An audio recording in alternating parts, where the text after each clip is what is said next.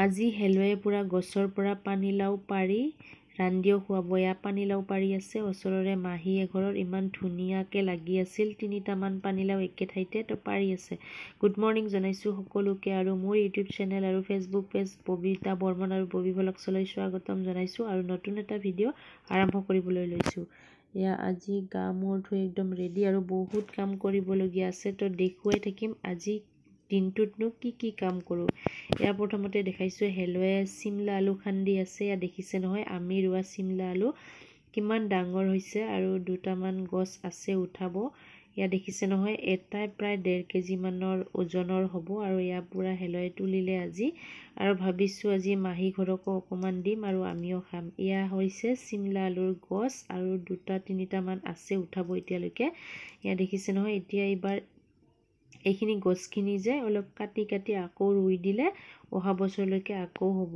যেনে তেনে ৰুই থ'লে যে হৈ যায় আৰু ইফালে চিমলা আলু তোলাৰ পিছতে মাহীহঁতৰ পানীলাও পাৰিব আহিলে। ধুনীয়াকৈ লাগি আছিল 3টামান ফল একে ঠাইতে আৰু এয়া দেখিছে নহয় পাণৰ গছ, অমিতা, মানে অলপমান কষ্ট কৰিলে যে গোটেইখিনি বস্তু ঘৰতে খাব পাৰি, কিন্তু এটাই গৰু ছাগলী বা মুৰ্গীৰ পৰা অলপ সাৱধানে থাকিবলগীয়া হয় বা অলপ কষ্ট কৰিবলগীয়া হয়। বেৰ চেৰবোৰ যে ধুনীয়াকৈ দিবলগীয়া হয়, নহ'লে মুৰ্গী থাকিলেও বহুত জ্বালা। তো এতিয়া দেখুৱাই আছোঁ, আহক বাকীখিনি খাম। হেলুৱে বনোৱা ভাত খাব যাম হয় না? বাই দে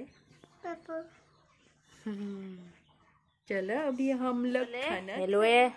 এইফালে হেলুৱে বনোৱা ভাত সাজ ৰেডি। ইয়াক কাঁচা মূলাৰ চাটনি, এইখিনি সিদিনা অমিতহঁতৰ পৰা আনা। এইফালে মাছৰ পেটু আৰু ঠাণ্ডা ভাত, এইটো হ'ল মাছ পিচ। এইফালে পানীলাও চব্জি ভাত আৰু লগতে চিমলা আলু বইল কৰি থৈছে সন্ধিয়া ইভিনিং স্নেক্সৰ কাৰণে।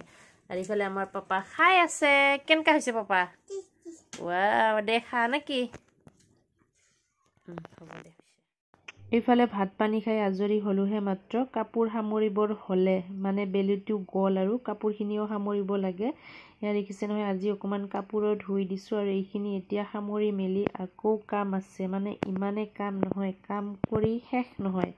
তো এই কাপোৰখিনি সামৰি এতিয়া মই এটা বেলেগ কামত লাগিম আৰু একদম চাউল জাৰিবলৈ ৰেডি। এয়া দেখিছে নহয় চাউল জাৰাৰ কাৰণে একদম ৰেডি হৈ বহি লৈছোঁ আৰু এতিয়া মই চাউলখিনি জাৰি ল'ম প্ৰথমতে। সঁচাকৈ কৈছোঁ কাম চবতে একে, কৰিব জানিলে চবতে কাম থাকে নহয়নে? চাই থাকিব ভিডিঅ'টো।